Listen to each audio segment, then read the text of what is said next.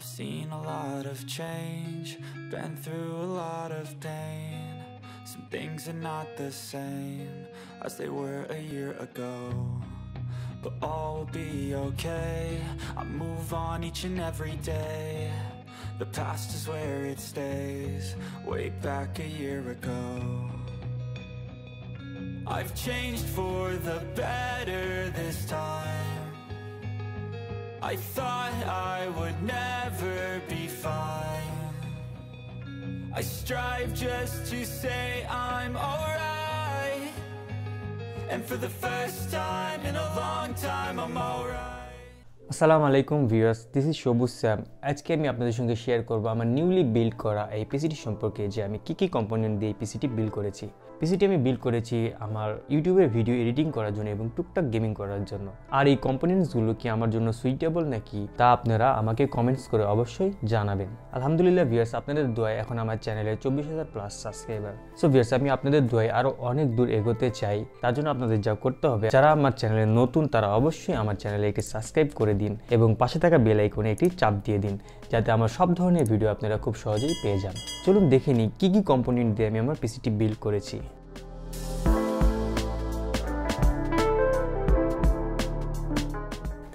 I choose AMD for my PC. This is Ryzen 3700X. আপনারা মোটামুটি সকলেই জানেন এটি 8 কোর 16 থ্রেডেড একটি প্রসেসর, যাতে থাকছে 36 MB ক্যাশ এবং প্রসেসরটি আনলকড। চাইলেই প্রসেসরটিকে ওভারক্লক করা যাবে। ইন দ্য বক্স প্রসেসরটির সঙ্গে দেওয়া হয়েছে একটি হিটসিং ফ্যান, যা প্রসেসরটিকে মোটামুটি সাপোর্ট দেয়। আমি মনে করি আমার ডেইলি যে টাস্ক, ভিডিও এডিটিং এবং গেমিং, তাই প্রসেসরটি খুব ভালোভাবে হ্যান্ডেল করতে পারবে। ভিউয়ার্স, আমি আমার পিসির জন্য মাদারবোর্ড হিসেবে বেছে নিয়েছি Asus এর ROG Strix B550F গেমিং এই মাদারবোর্ডটি। যদিও ভিউয়ার্স, আমার এই মাদারবোর্ডের যে ওয়াইফাই ভেরিয়েন্ট সেটি পছন্দ ছিল, কিন্তু মার্কেটে শর্টেজ থাকায় আমি ওই মাদারবোর্ডটি নিতে পারিনি। সো দুই মাদারবোর্ডের মধ্যেই কোনো তেমন তফাৎ নেই, জাস্ট সব সেম, শুধু এটা তো ওয়াইফাই নেই আর ওটা তো ওয়াইফাই আছে। সো এটা দিয়ে আমার কাজ চলে যাবে। আর আমি মনে করি যে একটা ভালো মানের পিসিতে অবশ্যই একটা ভালো মাদারবোর্ড থাকাটা জরুরি, কারণ আপনার যতগুলো কম্পোনেন্ট আছে সবগুলোর কিন্তু আপনার লোডটা আপনার এই মাদারবোর্ডের উপরেই পড়ে।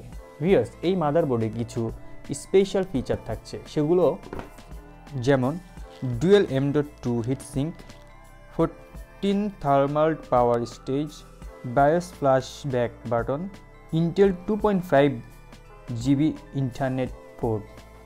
আমার পিসিতে মেইন স্টোরেজ হিসেবে থাকছে স্যামসাংয়ের 250 জিবির একটি SSD, যার মডেল 980 Pro।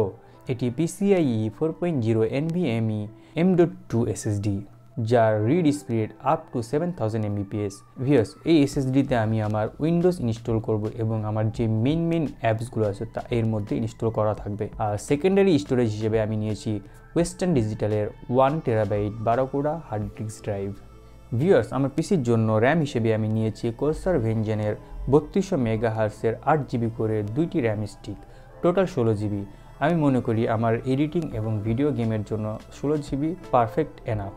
ভিউয়ার্স, আমার মাদারবোর্ডে মোট 4টি র্যাম স্লট আছে, তার মধ্যে 2টিতে আমি এই র্যামগুলো লাগাচ্ছি এবং পরবর্তীতে যদি আমার প্রয়োজন হয় আমি আরও 2টি র্যাম লাগাতে পারবো।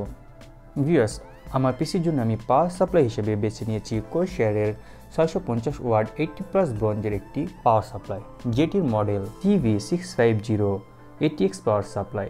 ভিউয়ার্স, যেহেতু আমার পিসিতে একটি ডেডিকেটেড গ্রাফিক্স কার্ড থাকছে, সেই জন্য আমার মনে হয়েছে 650 ওয়াটটা আমার জন্য বেস্ট হবে, যার ফলে এই পাওয়ার সাপ্লাইটি আমি বেছে নিয়েছি। ভিউয়ার্স, বর্তমানে পিসি যারা বিল্ড করে তাদের জন্য সবথেকে প্যারার এবং কষ্টদায়ক জিনিস হচ্ছিল এই গ্রাফিক্স কার্ডটি, যেটার প্রাইস এখন অনেক হাই, বলা যায় যে নর্মালের থেকে ডবল প্রাইস। সো ভিউয়ার্স, আমি আমার পিসির জন্য চুজ করেছি MSI গেমিং টুইন ফ্রোজার 7 এর 1650 4GB একটি গ্রাফিক্স কার্ড। সো আমি মনে করি আমি যেই কাজগুলো করব, যে টাস্কগুলো করব, যেমন video editing, photo editing plus টুকটাক গেমিং করার জন্য আমার এই গ্রাফিক্স কার্ডটি একদম পারফেক্ট। যদিও আমাকে এই গ্রাফিক্স কার্ডটি নর্মাল প্রাইসের থেকে ডবল প্রাইসে কিনতে হয়েছে, তারপরে কিছু করার নেই ভিউয়ার্স, আমার পিসির খুব প্রয়োজন ছিল। ভিউয়ার্স, আমার পিসিতে কেচিং হিসেবে ব্যবহার করেছি ডিপকুলের ম্যাট্রিক্স 55 মেশ মডেলের এই কেচিংটি। এই কেচিংয়ে আমি এই 4টা ফ্যান সহ একদম বিল্ট ইন অবস্থায় পেয়েছি। এটা আমার পিসিকে কুল রাখার জন্য অনেকটাই হেল্পফুল।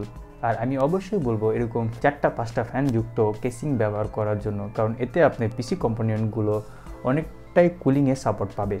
সো ভিউয়ার্স, এই ছিল আমার পিসি কম্পোনেন্টগুলো যা দিয়ে আমি আমার পিসিটি বিল্ড করেছি। আমার পিসি কম্পোনেন্টগুলো বাছাই করা কেমন হয়েছে তা অবশ্যই আপনারা আমাকে কমেন্টস করে জানাবেন, ভালো বা মন্দ।